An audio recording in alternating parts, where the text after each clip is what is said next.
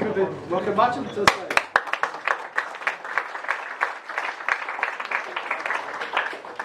Hey, my name is Marcin Szczepanski.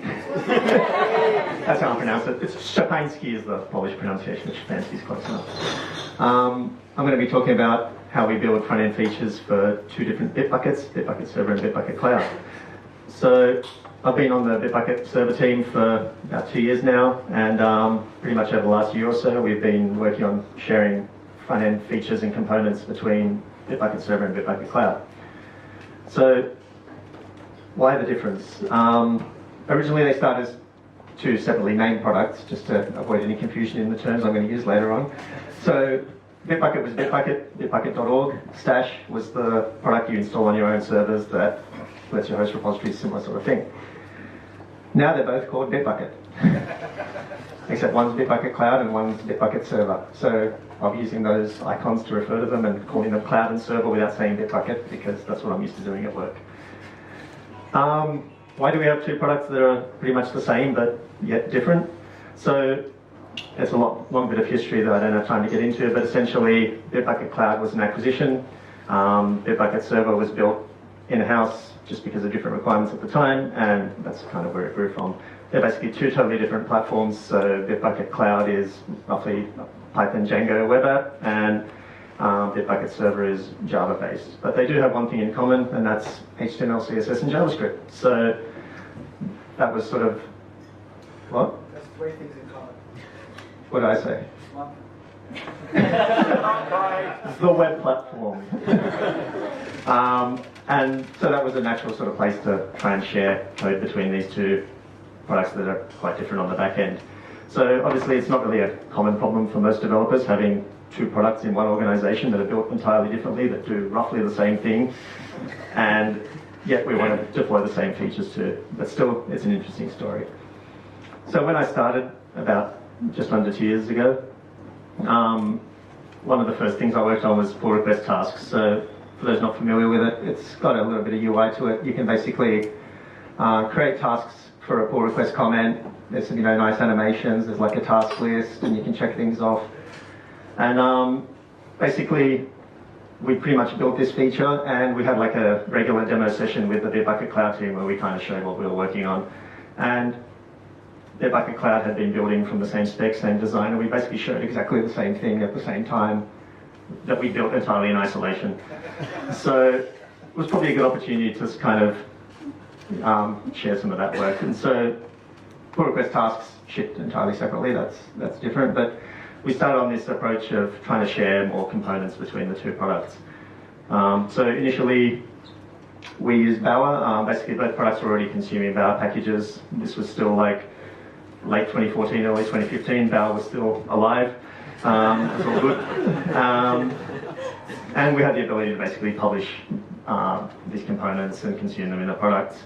And essentially, every component was its own Git repository, because that's how Bower works, and so that's how we kind of set it up. And we had some common sort of tooling that we could depend on inside each package for like tests and so on. So the first feature we kind of tackled using this approach was the pull request list. Initially in Server and Cloud, we had two entirely different looking pull request lists, and so designers and product managers and everyone came up with sort of this shared experience that would kind of work across both products.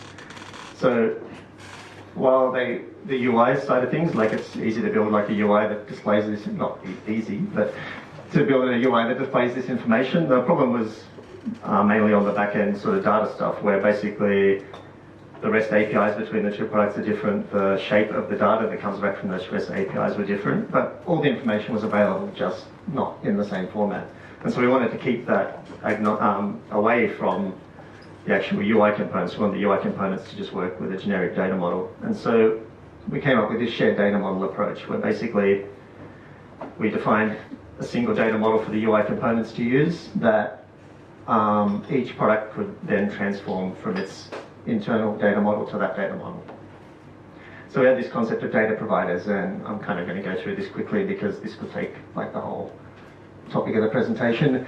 We had this kind of inheritance system where part of it was implemented in shared components and part of it was implemented by each product, starting at like a really high level where a data provider would just basically define a fetch method. And so each product would have a different way of fetching something from its REST API. Then it got more specific to like page data provider that supported paging, and then down to like specifics like pull request list data providers. And so it had this back and forth inheritance, which caused a little bit of problems at times, but generally it worked pretty well. But you know, this kind of approach, well, we're really a Java company at heart, so you can't really blame us for coming up with this sort of approach. It was summarized pretty nicely though. You take server, take cloud, add some magic, and you get something that works together.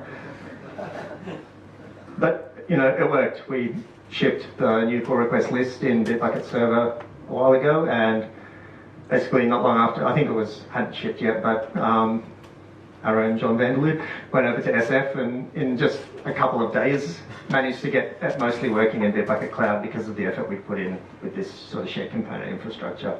Took a bit of polishing to sort of get it all the way there, but now I think it's available. I don't know if it's available for everyone, but you can opt into the new pull request list in Bitbucket Cloud as well.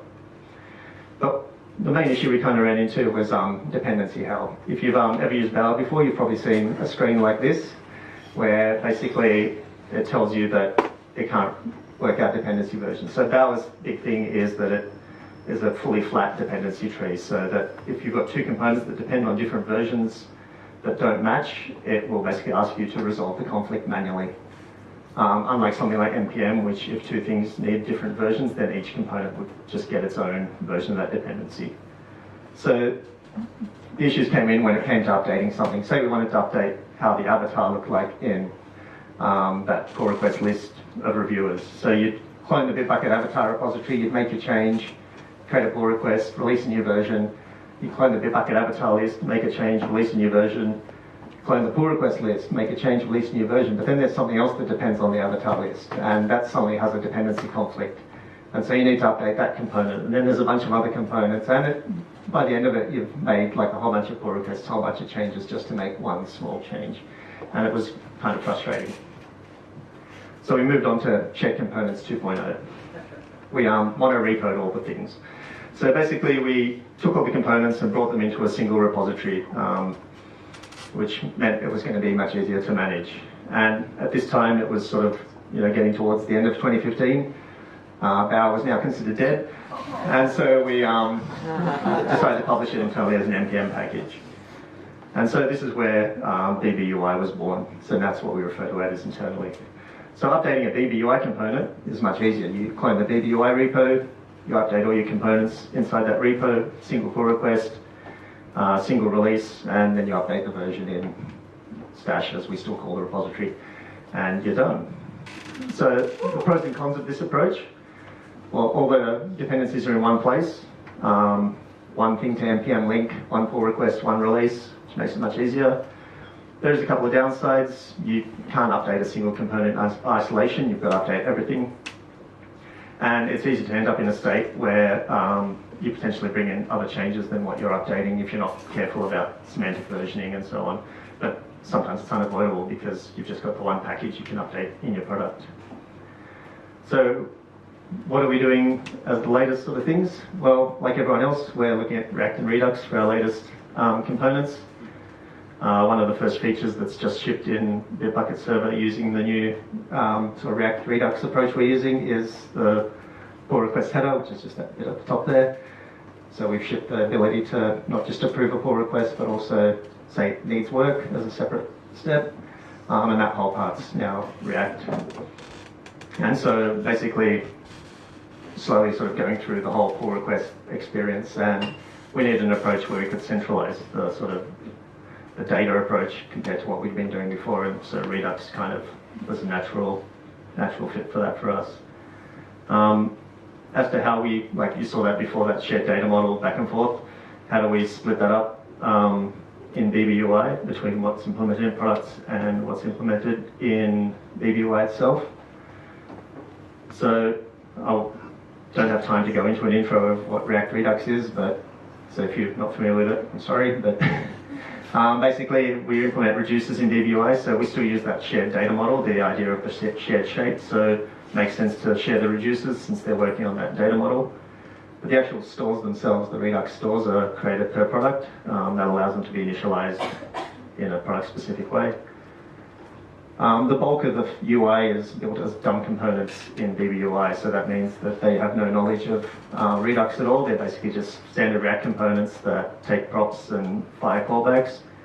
And then they're assembled with the store into smart components inside the product themselves. But generally, like for the header, we've got like a single React component that's the pull request header that assembles all those subcomponents, so that the smart component version of that is a fairly thin layer that just passes stuff through to the dumb component version.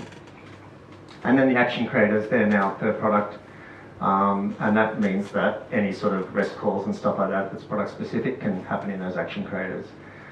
And then obviously we have some common utilities and middleware as well. But it seems like we've pushed a lot of stuff to the products, but really most of the code is in those reducers and dumb components. And so in terms of code weight, we're still keeping as much of it as shared as possible.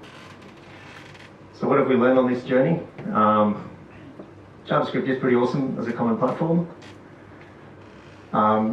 It's still a lot of work to share features between what seems like identical products. There's still a lot of work you have to do. Dependency hell is hell, so avoid that. React and Redux definitely make it easier to separate UI and data and test components. Some of our sort of older components are a bit harder to test. And React and Redux are definitely easy to learn but difficult to master, as we're finding as we're building more and more complex features. Thank you.